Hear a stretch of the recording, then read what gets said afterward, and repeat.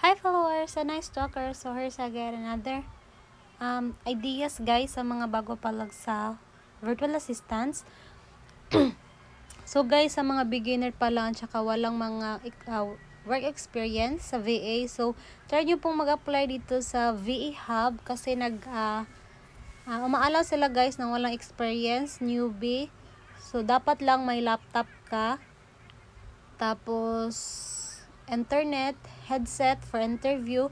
So ang kagandahan nito guys is one day hiring lang. So if ever malalaman nyo talaga agad if pasado kayo, tapos or hindi, kasi isang araw lang talaga yung process nila. Tapos guys, pag malaman nyo na nakapasa na kayo, so ima-match kayo sa client. So if ever na kung yung qualified yung mga resume nyo, application nyo, tsaka yung mga internet nyo, mga backup nyo, sa mga bagay-bagay